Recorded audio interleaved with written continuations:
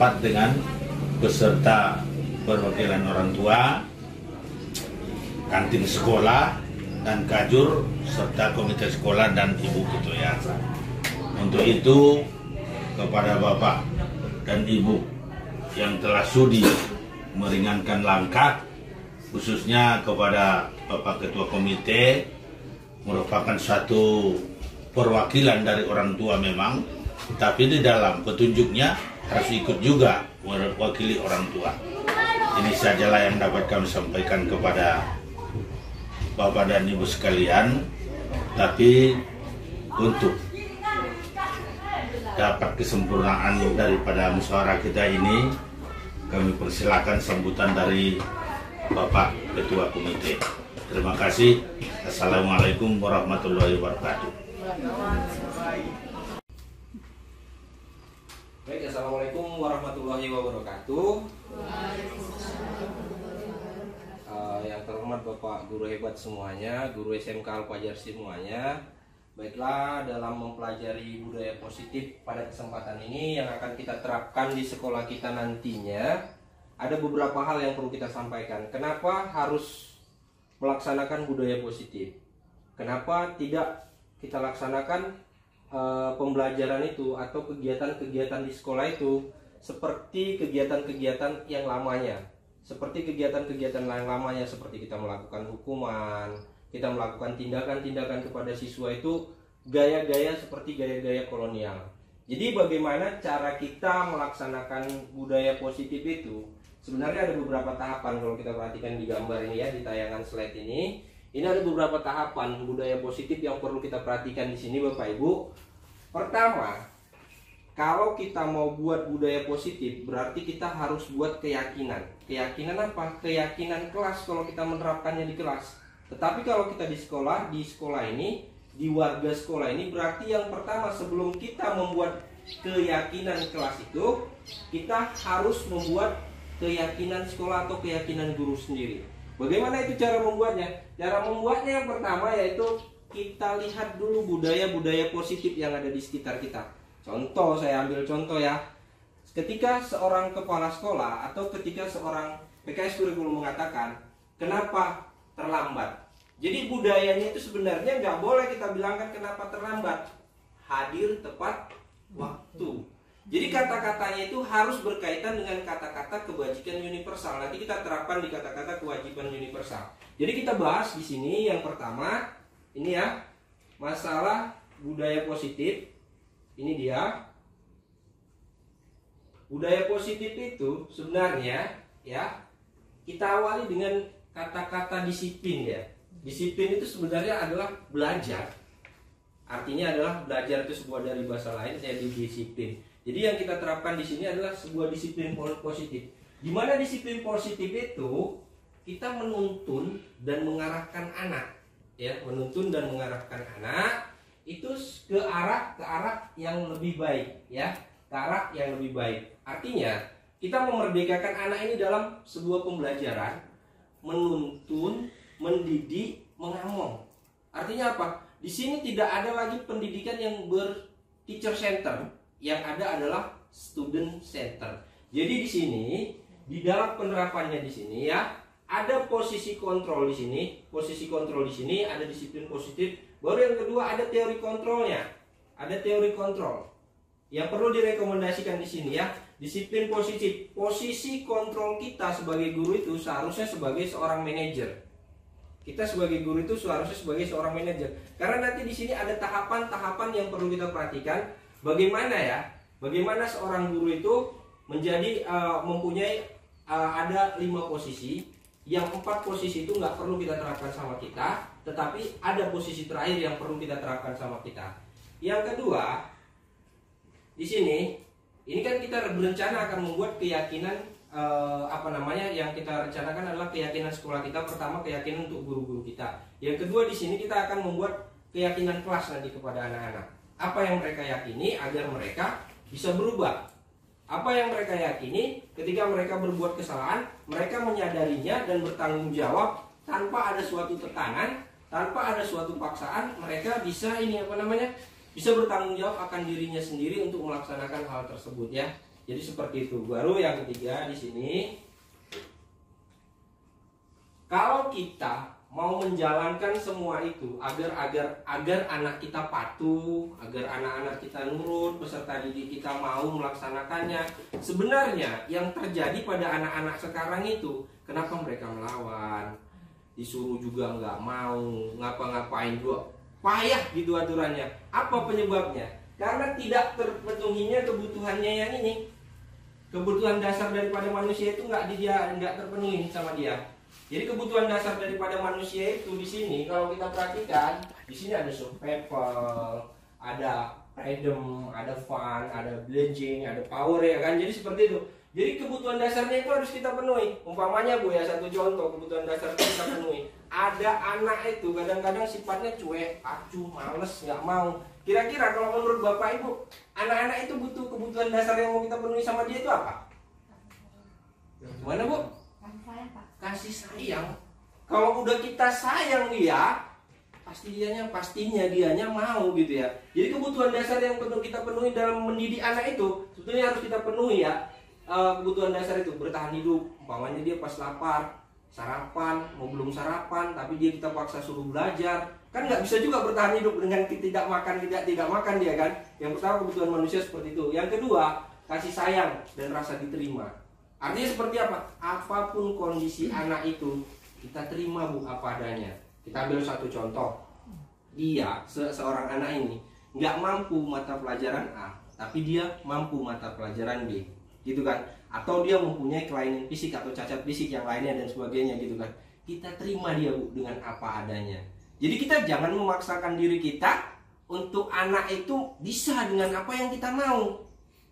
Pastinya di situ dia tidak akan melawan. Rasa diterima loh. Kita sendiri loh, bertamu Bapak Ibu ke rumah orang gitu ya. Silakan duduk. Ada rasa diterima, nyaman nggak kira-kira gitu? Tapi ketika bertamu ngapain? Nyariin siapa? Mau ngapa? Terus udah gitu ya, pergi aja lah. Sama anak-anak ketika datang ke sekolah itu maunya gitu. Terima dia. Enggak, silakan nak, silakan gitu ya. Jadi seperti itu. Baru selanjutnya di sini ada salah ketik itu ya, kebebasan.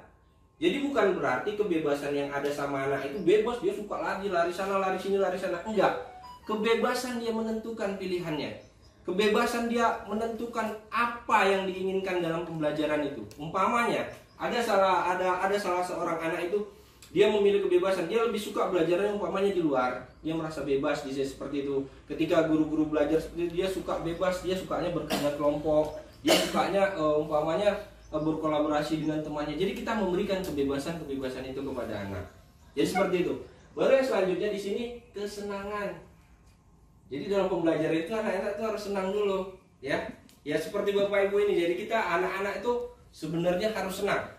Kalau anak-anak itu nantinya nggak senang, nggak suka dalam pembelajaran itu, otomatis dia nggak akan mau belajar. Contoh, di awal pembelajaran kita persepsi dulu ice breaking. Dia udah senang dulu mau menerima. Baru selanjutnya pokoknya kita buat dia senang dulu. Kesenangan. Ini kebutuhan dasar. Baru yang selanjutnya di sini adalah penguasaan. Kita semua manusia punya sifat yang namanya penguasaan. Ingin menguasai sesuatu, ingin mendominasi. Jadi artinya apa di sini kepada anak-anak?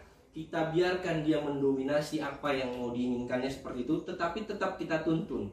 Arahnya itu tadi, ujung-ujungnya tetap dituntun, walaupun dia mendominasi, tetap dituntun. Jadi untuk mewujudkan itu Bapak Ibu, kita harus memiliki kebutuhan dasar daripada manusia ini dalam mendidik itu tadi ya kan. Baru selanjutnya kita perhatikan di sini teori motivasi dan hukuman ya kan. Setiap yang dilakukan manusia merupakan sebuah motivasi diantaranya untuk menghindari ketidaknyamanan. Ketika anak-anak kita hukum hari ini gitu kan, besok dia datang lagi. Kenapa? Penyebabnya karena menghindari ketidaknyamanan, bukan rasa dari tanggung jawab dirinya biar dia nggak terlambat lagi atau melakukan perbuatan yang salah lagi. Baru yang selanjutnya di sini untuk mendapatkan imbalan atau penghargaan dari orang lain. Contoh ya, teorinya di situ. Teorinya ketika melakukan sesuatu, belajar betul, rajin, dapat nilai bagus, tujuannya apa? Dapat ranking dan penghargaan orang lain. Efeknya apa di sini? Efeknya apa ketika orang seperti ini? Ini teorinya, motivasi dan hukumnya. Baru selanjutnya efeknya apa ketika orang seperti ini dari menghindari ketidaknyamanan, mendapatkan imbalan atau penghargaan, efeknya apa? 10 tahun ke depan. Yang pertama, orang akan punya ilmu ngelak. Kalau udah menghindari itu. Kenapa? Karena aturan untuk dilanggar. Muncullah seperti itu. Gak ada rasa di dalam dirinya nanti untuk bertanggung jawab. Yang kedua, untuk mendapatkan imbalan atau penghargaan dari orang lain. 10 tahun ke depan, ketika nanti dia udah bekerja, ketika dia udah mendapatkan sesuatu gitu, udah mendapatkan sesuatu, itu yang kita hindarkan dari anak-anak adalah gratifikasi. Kebiasaan dikasih hadiah, jadi ketika dia nggak dapat hadiah, dia nggak akan mau melakukan. Jadi ketika dia mau melakukan, dia harus dapat hadiah. Itulah yang namanya gratifikasi itu tadi. Jadi 10 tahun ke depan kita akan menghindari gratifikasi itu tadi. Jadi kita yang lebih layak ya, teori motivasi dan hukumnya itu, untuk menjadi orang yang mereka inginkan, menghargai diri sendiri dengan nilai-nilai yang mereka miliki. Artinya apa? Seorang anak itu melakukan sesuatu selayaknya ya, kita sebagai guru dengan dengan keikhlasan dia, dengan kesadaran diri dia sendiri kita munculkan, bukan dengan paksaan atau dengan teori motivasi yang kedua tadi, menghindari ketidaknyamanan atau memperoleh imbalan. Jadi dia ya udah dilaksanakan aja gitu sesuatu itu. Memang ini kadang-kadang bertolak belakang dengan kita teori ini. Memang bertolak belakang. Sama seperti kita memberikan ranking kelas ini ya. Kita bertolak belakang. Ketika nggak kita ranking, kita beri ranking, itu nggak ada motivasi ke depannya sama anak-anak. Tetapi setelah kita mempelajari teori motivasi dan hukuman ini adalah seorang ahli yang buat ini ke depannya anak-anak mau jadi apa kalau seperti itu aja. Nggak ada muncul kesadaran dirinya ya. Nggak ada muncul kesadaran dirinya. Jadi ke depannya ya, ke depannya kita perlahan tapi pasti kita munculkan minat dan bakat atau potensi anak-anak itu masing-masing tadi ya, masing-masing tadi apa minatnya. Tadi kita buat umpamanya si Andri anak yang paling rapi, itu kita kasih sertifikatnya. Si Budi anak yang paling sopan datang ke sekolah. Jadi dia punya potensi, dia bangga dengan dirinya masing-masing, dia punya kelebihan dirinya masing-masing. Sama seperti kalau saya pembalap yang kenal Valentino Rossi ya, saya pernah kenal Valentino Rossi. Kenapa Valentino Rossi itu sampai juara balap dunia MotoGP? Kenapa? Dia bangga dengan dirinya sendiri, ahli balap. Dia nggak tertekan dengan sesuatu. Dia nggak menginginkan sesuatu itu umpamanya kalau aku balap nanti aku dapat ini. Kalau enggak, tapi dia bangga dengan dirinya sendiri. Jadi seperti itu kita munculkan. Jadi kemunculan dari anak-anak itu tadi, potensi dari anak-anak itu tadi berkembang masing-masing. Jadi seperti itu ya. Baru kita perhatikan di sini lagi. Ini yang paling penting sama kita sebetulnya, hukuman dan penghargaan ya. Ini hukuman dan penghargaan.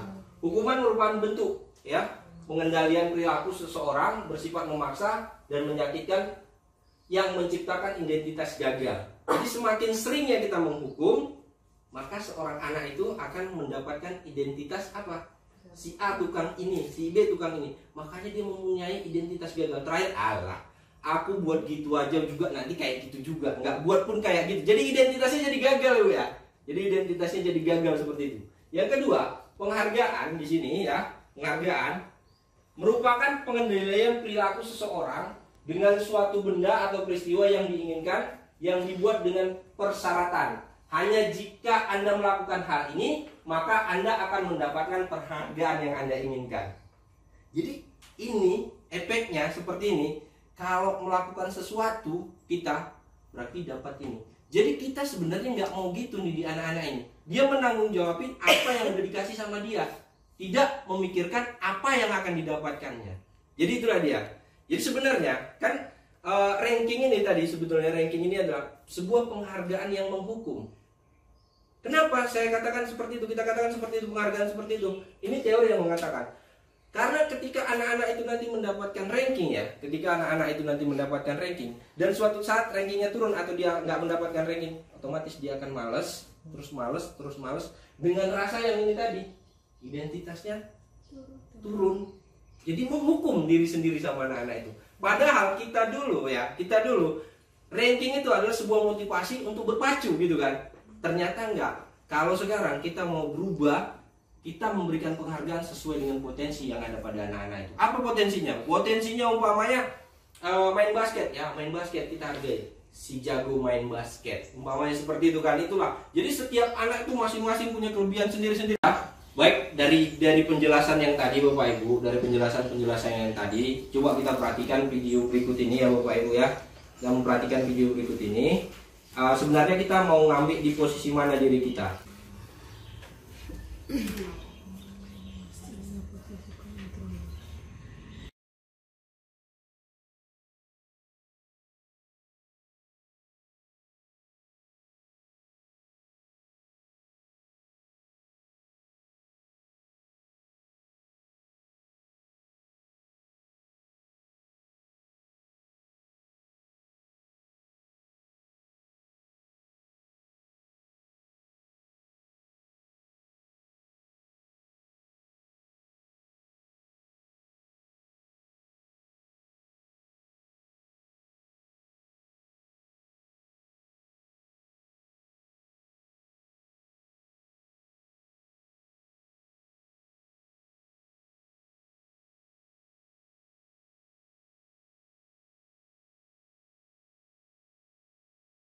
Baik Bapak Ibu, dari penampilan tayangan video tadi kita udah tahu ya 5 posisi kontrol kita sebagai seorang guru. Yang pertama itu ada penghukum, yang kedua pembuat rasa bersalah, yang ketiga ada teman, yang keempat itu ada apa tadi Bu? Lupa saya. Pemantau ya, pemantau ya kan. Baru yang terakhir adalah posisi manajer. Jadi saya mau tanya ini sama Bapak Ibu, biasanya yang kita lakukan selama ini kita di posisi berapa Bapak Ibu? Coba ada salah satu, terus kasih alasannya gitu Bapak Ibu. Apa posisi aku Pak? Nah, alasannya Bu? Alasannya kan yang kita terapkan di sini setiap hari itu selalu siapa ya siswa yang terlambat itu harus dihukum setiap hari. Setiap hari, oke. Terima kasih Bu Daniar. Ada Bu, ada posisi yang lain ya Bu? Kalau saya Pak, Bu saya Endi. memakai beberapa apa tadi? Posisi kontrol Bu. Posisi kontrol ya, ada beberapa tergantung kepada siswanya. Gitu. Saya lihat siswanya seperti apa. Kalau nanti saya semua menggunakan satu kontrol tadi ya, satu kontrol itu nggak bakalan jalan kalau menurut saya. Kalau nanti datang siswa yang ini, kita paham betul karakternya seperti apa. Jadi saya harus bisa memasukkan satu saya coba kontrol yang ini. Nggak bisa ya pakai kontrol yang tadi, satu pun bisa kalau siswanya itu bisa menerima kontrol yang itu gitu. Oke, terima kasih luar biasa ya, luar biasa untuk Bu Endi ya. Jadi seperti itu, terima kasih untuk Bu Endi tadi. Jadi dengan penjelasan yang saya sampaikan tadi ya, disiplin positif yang mau kita terapkan, masih sampai tadi di penayangan 5 posisi kontrol, orang Bapak Ibu udah hebat-hebat luar biasa semua. Gimana kita ke depannya mau merubah sekolah ini ke depannya ya. Tapi yang diharapkan di sini tadi Ibu Daniar sering melakukan umpamanya posisi penghukum. Ya karena kita belum mempelajari ini tadi posisi kontrol kita sebagai guru. Ibu Nurhaini tadi tergantung situasi dan kondisinya gitu kan. Tapi yang sangat kita harapkan di sini yang sangat luar biasa, kita mempunyai posisi sebagai posisi manajer. Nggak mungkin lah Pak, berat dengan siswa kita kalau kita menerapkan posisi sebagai manajer. Udah berkali-kali loh Pak kita laksanakan seperti itu, tapi siswanya juga nggak mau seperti itu ya kan Bu. Ingat Bu, kalau kita sesuaikan nanti kita sebagai posisi manajer, kalau nggak bisa kita di posisi manajer ya, disarankan kita turun satu tingkat ke posisi kontrol. Kalaupun kita harus menjadi posisi penghukum ya, kalaupun kita harus menjadi posisi penghukum, kita harus buat keyakinan atau kesepakatan hukuman apa yang boleh diterapkan sama anak-anak. Contoh kalau saya ambil sama Ibu itu skot jam tuh bagus nggak Bu? Kalau menurut saya sih sebenarnya itu bukan mendidik, tapi kita lihat aja kan, kita coba itu kontrol yang paling akhir tadi. Kalau sudah seperti itu tidak bisa, kita naikkan satu tingkat. Nggak bisa juga. Ya mau apa boleh buat lah. Kalau misalnya dihukum ada sampah, dinding itu nggak apa-apa. Cuman kalau misalnya anaknya ada tipe anak memang suka melawan, seperti sampah ibu katanya. Kalau nggak mau juga terus melawan, ya bisa jadi terpaksa menggunakan yang satu. Tapi sebenarnya itu tidak mendidik begitu. Oke, terima kasih Bu, luar biasa pemahamannya. Jadi menghukum tuh sebetulnya kalau skor jam tuh bagus ya, nyakan bisinya. Tuh Pak, nanti dari penerapan setelah kita mempelajari ini, kita jauh-jauhkan lah posisi yang 4 itu tadi. Jadi kita selalu berusaha bersinergi mengarah ke posisi yang ketiga, posisi manajer. Jadi penerapannya itu kita menggunakan yang namanya segitiga restitusi. Apa itu segitiga restitusi? Segitiga restitusi tahapannya ya, tahapan yang perlu disampaikan di sini. Yang pertama nanti kita menstabilkan anak-anak. Kalau menstabilkan anak-anak itu kan kita tanya, si Desi terlambat. Kenapa kok bisa terlambat Desi gitu kan? Kan stabil dia. Iya Pak, saya gini gitu kan banyak kan. Baru yang kedua ya, kita setelah menstabilkan identitasnya, kita naik ke tangga berikutnya. Ke tangga berikutnya, kita di dalam restitusi segitiga itu, kalau kita tanya di sini di restitusi segitiga itu, setelah kita menstabilkan identitas, kita baru di sini memvalidasi ya, memvalidasi tindakan dia yang salah. Artinya memvalidasi tindakan dia yang salah. Bagaimana memvalidasinya? Kita tanya, validasi, Bapak tahu apa kau terlambat dan berbuat seperti itu? Bapak juga pernah seperti itu. Nggak kamu aja, banyak orang yang buat seperti itu. Tapi jika kamu melakukan seperti itu terus, bagaimana menurut kamu? Dan bagaimana menurut kamu, apakah tindakan kamu itu menurut keyakinan kamu dan kesepakatan di sekolah ini atau di kelas ini itu benar atau tidak? Kan gitu bisa kita tanyakan, kita validasi tindakan yang salah, tapi nggak langsung kita nyalahkan dia gitu loh, nggak langsung nyalahkan dia, tapi kita validasi dulu. Baru setelah kita validasi tindakannya, kita tanya, baru kita turun lagi, masukkan segitiga dia, turun lagi, kita meyakinkan dia, menanyakan keyakinannya. Jika kamu terus-terusan terlambat seperti itu, ya kan kita tanyakan, apalah keyakinan kamu biar kamu bisa nggak terlambat lagi? Biar kamu nggak bisa bolos lagi, kamu bisa berbuat seperti apa? Jadi pertanyaan itu selalu kita merestitusi itu mengarahkan ke dia menyelesaikan masalahnya, bukan kita yang menyelesaikan masalahnya. Kau harus gini-gini, kau harus gini-gini, kau harus gini-gini. Itu nanti kembali ke hukuman dan konsekuensi kan, seperti itu kan. Jadi dia yang menyelesaikan sendiri. Oh ya Bu, aku nanti mau kayak gini, aku mau kayak gini. Jadi ketika itu timbul dari dia, kita timbul dari dia. Ketika dia melakukannya, ini kan keyakinanmu. Jadi kesadaran diri dia itu muncul sendiri. Bagaimana penyelesaian masalah restitusinya, Bu? Kita perhatikan video seperti video berikut ini ya, Bu ya. Kita perhatikan.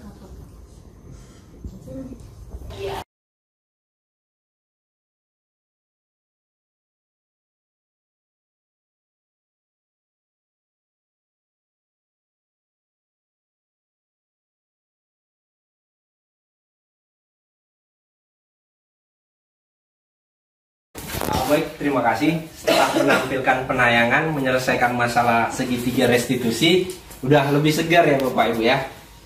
Udah lebih segar ya Bapak Ibu ya. Jadi udah lebih segar semuanya untuk Bapak Ibu. Udah nggak tegang lagi nih ngadepin suasana ya. Udah nggak tegang lagi ngadepin suasana ke anak-anak gitu ya. Oh Pak, ternyata semudah itu nggak bisa kita terapkan. Nggak ada yang nggak bisa kita terapkan. Udah dijelaskan sama dia tadi. Nggak semuanya harus kita terapkan segitiga restitusi. Tergantung anaknya, kata Bu Eni itu tadi. Di mana posisi dia gitu kan. Tetapi posisi kontrolnya tetap kita harus sebagai manajer itu tadi. Hilangkanlah penghukum-penghukum itu lagi. Hilangkanlah kita sebagai teman seolah-olah kita menjadi idolanya gitu kan. Hilangkanlah kita sebagai pembuat rasa dia bersalah. Kalau udah merasa bersalah diam, dia gitu tersendiri, nanti diam seperti itu, dia nanti lama-kelamaan akan muncul sifat-sifat sesuatu yang membahayakan jadinya seperti itu kan.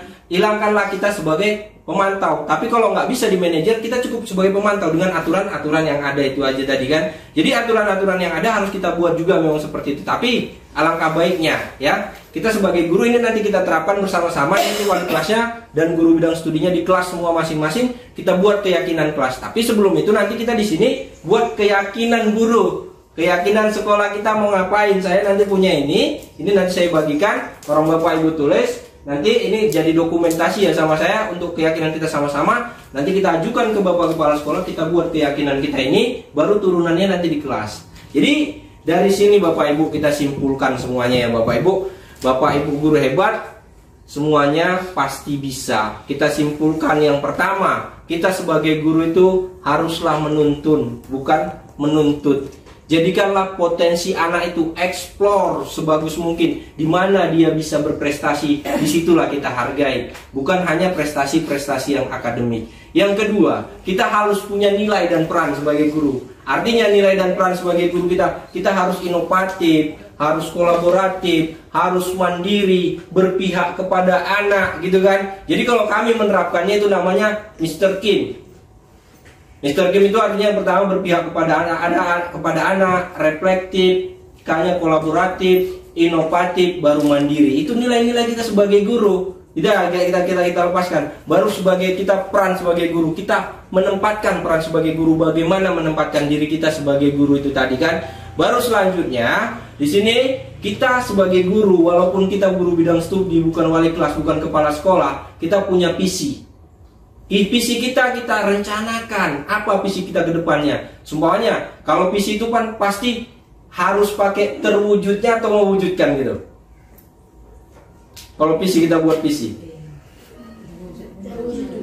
terwujudnya gitu ya, terwujudnya pendidikan yang berkarakter dan berpihak kepada anak umpamanya gitu kan, terwujudnya pendidikan matematika yang berpihak kepada anak, merdeka dan mandiri umpamanya. Kita punya visi masing-masing selama 1 tahun atau 2 tahun ini. Kira-kira visi kita itu berjalan nggak? Kalau udah visi kita itu berjalan, otomatis otomatis nilai dan peran kita itu kalau udah punya visi, kita akan mengarah ke budaya-budaya positif. Artinya budaya-budaya yang positif yang ada di lingkungan sekitar kita ya, yang ada di lingkungan sekitar kita, yang baik itu kita adopsi.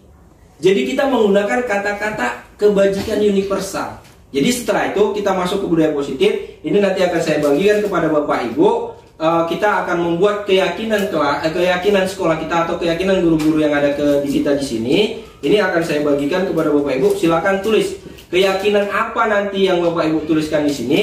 Nanti kita sampaikan, kita refleksi bersama mana yang mau kita terapkan nanti selanjutnya. Oke, baik. Untuk itu sebelum kita sebelum kita akhiri ini tadi, saya ingin membagikan ini kepada Bapak Ibu dengan kata-kata atau membuatnya berdasarkan ini ya Bu ya, nilai-nilai kebajikan. Ada kata kuncinya. Jadi kata kuncinya ini yang umpamanya seperti ini ya. Kata kuncinya seperti ini umpamanya nilai-nilai kebajikan. Kalau peduli, kalau yang namanya nilai kebajikan, semua orang, semua suku, semua agama, semua lintas itu setuju. Umpamanya peduli. Ada nggak agama yang melarang peduli itu nggak boleh? Nggak ada kan. Kasih sayang, ada nggak yang melarangnya? Tetapi kalau kita membuat sesuatu yang itu tidak menyetujuinya, berarti itu tidak kebajikan universal. Jadi kata-kata yang harus dibuat harus ada kaitannya dengan ini. Jadi seperti ini, nanti saya besarkan sedikit lagi ya. Saya besarkan. Jadi ini dia. Jadi kalau Bapak Ibu perhatikan nilai-nilai kebajikan universalnya ini, kalau untuk membuat kata kuncinya kesepakatan kita harus seperti ini. Dalam belajar olahraga harus memiliki belajar olahraga memiliki rasa rendah hati dan sportivitas, gitu ya kan? Jadi nggak boleh sombong, oh nanti ku tendang bola ini gol, gitu kan? Nggak boleh, rendah hati dan sportivitas. Jadi ini ya Bapak Ibu. Jadi saya bagikan ini ke Bapak Ibu. Kita buat keyakinan kita masing-masing, boleh 1 atau 2 Bapak Ibu buat keyakinan kelas kita, keyakinan sekolah kita apa, keyakinan guru-guru kita ini apa. Baru selanjutnya nanti kita terapkan ke wali kelas, boleh keyakinan kelasnya apa, ke guru bidang studi, keyakinan mempelajari bidang studi ini apa gitu, keyakinan mempelajari bidang studi bahasa Indonesia apa bagi. Jadi ketika nanti muncul masalah di situ, tinggal tunjukkan keyakinan kamu nggak yakin dengan yang kamu buat gitu ya kan. Beda itu kalau yakin gitu. Kalau yakin pasti harus bisa gitu kan. Tapi kalau nggak yakin pasti nggak bisa. Oke Bapak Ibu, ini saya bagikan. Mohon bantuan dan kerjasamanya untuk menulis ini biar kita aplikasikan di sekolah kita ini nantinya. Pak, itu berdasarkan 4 tabel. Misalnya kita buat 4 tabel. Beberapa gitu ya dipilih. Boleh satu aja, boleh satu aja. Nggak masalah. Mana yang paling menonjol sama orang Bapak Ibu untuk diterapkan di kelas? Jadi kan umpamanya pelajaran kewirausahaan dengan matematika sama bahasa Indonesia itu beda dia keyakinannya, kebijakan universalnya gitu ya kan. Harus apa yang diterapkan di situ biar dia yakin bahwa melakukan itu baik gitu kan. Meyakinkan anak itu tadi, meyakinkan kita itu tadi. Jadi menurut orang Bapak Ibu di sekolah ini yang baik bagaimana gitu kita buat keyakinannya ini. Oke, ada lagi Bapak Ibu. Ini luar biasa sekali, terima kasih nih responnya semuanya. Pasti kita bisa berubah, ini saya bagikan ya Bapak.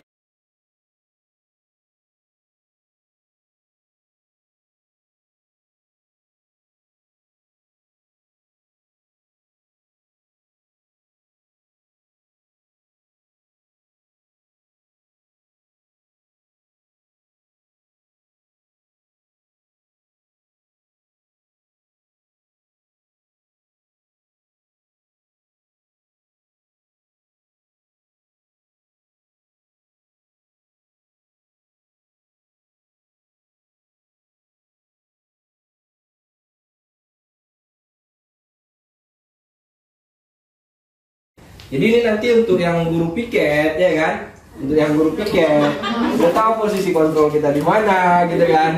Jadi untuk menangani masalah itu udah tahu, kita restitusi aja. Kita restitusi aja ya, kita restitusi aja. Jadi tetap boleh ada konsekuensi kalau kamu terlambat, kamu mengutip sampah gitu, tetap ada konsekuensi. Tapi perlahan tapi pasti, ketika dia terlambat kita usahakan dia nggak, kalau kita suruh ngutip sampah dia akan ngutip sampah sendiri buang. Gitu aja, dia dengan kesadaran dia udah tahu sadar diri. Kalau dia itu bersalah, dia melakukan konsekuensi dia sendiri itu aja. Jadi seperti itulah tindakan-tindakan yang akan kita lakukan ini. Udah ada itu Pak yang sebagian. Sudah pernah saya terapkan itu Pak tanpa saran, tapi saya nggak tahu namanya restitusi. Wah, sering semua ini kita terapkan ini semuanya. Pada saat nengok video tadi, baru saya, oh itu namanya segitiga restitusi. Luar biasa kan? Nah, luar biasa. Ada beberapa dapat berhasil memang. Sampai sekarang selalu kalau ketemu selalu berpeluang. Iya, kan kalau udah berhasil di situ luar biasa, merinding dan merinding, luar biasa kalau udah berhasil itu di situ. Cuman kalau saya memang jujur Bu, saya terapkan tapi posisi 1 dan 2.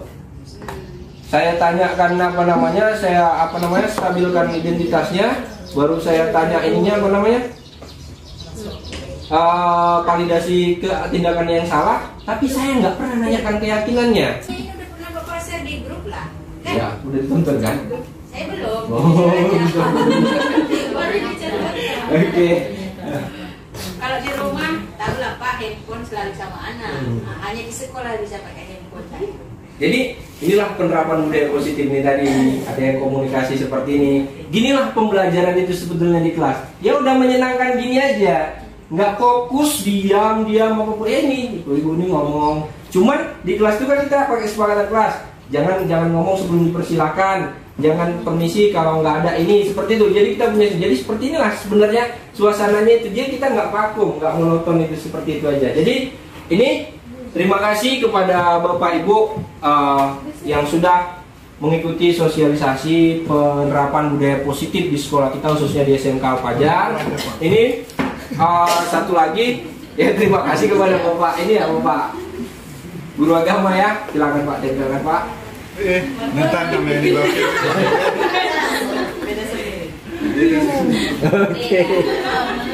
Oke, terima kasih.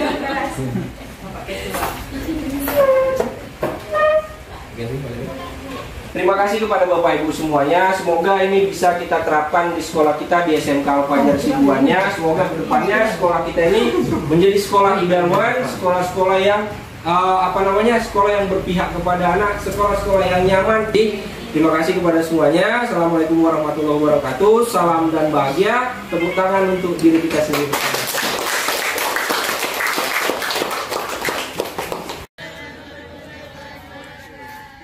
Salam dan bahagia untuk anak kami semuanya. Mudah-mudahan kebahagiaan ini terus ada kepada peserta didik kami semuanya ya. Bapak di sini ingin menyampaikan kepada kalian perubahan-perubahan kurikulum yang ada pada kita. Yang pertama di sini, di tahun atau di semester yang baru ini nanti kita akan membiasakan yang namanya budaya positif. Apa itu budaya positif? Membiasakan diri atau melatih diri untuk melakukan sesuatu yang baik. Melakukan sesuatu yang baik artinya seperti apa? Saya tidak akan menegur kamu lagi dengan kata masukkan bajumu. Tapi kami di sini akan mengatakan kepada kamu semua, bertanggung jawablah kepada dirimu dan hargailah dirimu sendiri. Dan ketika kamu terlambat, kami tidak akan memberikan hukuman atau konsekuensi yang udah ada, tetapi kami akan memberikan kamu bimbingan apa yang menjadi kamu penyebab kamu terlambat. Jadi di tahun ajaran baru ini kita biasakan budaya positif. Yang pertama yang mau kita buat di sini adalah keyakinan kelas. Keyakinan kelas kamu masing-masing. Apa yang kamu yakini sehingga kamu menjadi baik dalam pembelajaran ini? Apa yang kamu yakini sehingga kamu berhasil dalam pembelajaran ini? Ya. Jadi nanti masing-masing wali kelas atau guru bidang studi ini akan membuat keyakinan kelas, itu nanti akan ditempelkan dengan keyakinan kelas. Jadi ketika kamu memiliki sesuatu masalah di sekolah ini, kita kembali ke keyakinan kelas itu tadi. keyakinan kelas ini akan kita buat dengan kesepakatan kamu di masing-masing kelas. Apa yang membuat kamu lebih baik nantinya? Oke, mengerti ya? Paham? Ini nanti masing-masing wali kelas. Yang kedua, ini nanti di semester genap ini kita mulai 3S. Apa itu 3S? Senyum, salam, sapa. Jadi biasanya kita mengajarkan pengajian di sini, kami guru ada briefing di situ. Jadi ini nanti, ya. Oke, halo ya. Jadi nanti kita adakan di sini ya 3S. Biasanya kamu ngaji di sini, kami briefing di sini. Nanti di semester yang baru ini, kami akan menjemput kamu dengan gembira di gerbang sana setiap paginya. Diawali dengan apa? Senyum. Terus kita apain? Sapa. Baru kita salam. Senyum, salam, kami akan berbaris menunggu kamu. Jadi kita biasakan seperti itu. Bagi yang kangen sama gurunya, pagi-pagi cepat datang nak di situ karena kamu akan disenyumi, disalami dan disapa sama guru favorit kamu. Ya. Setuju nak? Setuju? Pertama kita buat keyakinan kelas. Gimana kamu nggak boleh berbuat seperti yang dulu lagi. Kamu akan melakukan yang terbaik di 2023 ini. Kamu akan menjadi manusia seutuhnya dan mempunyai potensi dan kebanggaan pada diri kamu sendiri. Oke? Yang pertama, yakin kita buat keyakinan kelas. Yang kedua kita terapkan apa? 3S. Kami akan menyambut kamu di sana dengan apa? Oke, itu aja yang saya sampaikan. Ini jadi mudah-mudahan ini nanti bisa kita terapkan dan kita latih bersama-sama untuk menjadi sekolah idaman, untuk menjadi sekolah impian, sekolah yang ramah kepada anak ya. Jadi seperti itu aja yang perlu saya sampaikan kepada peserta didik semuanya. Jadi saya sudahi dengan wabillahi taufiq wal hidayah. Assalamualaikum warahmatullahi wabarakatuh.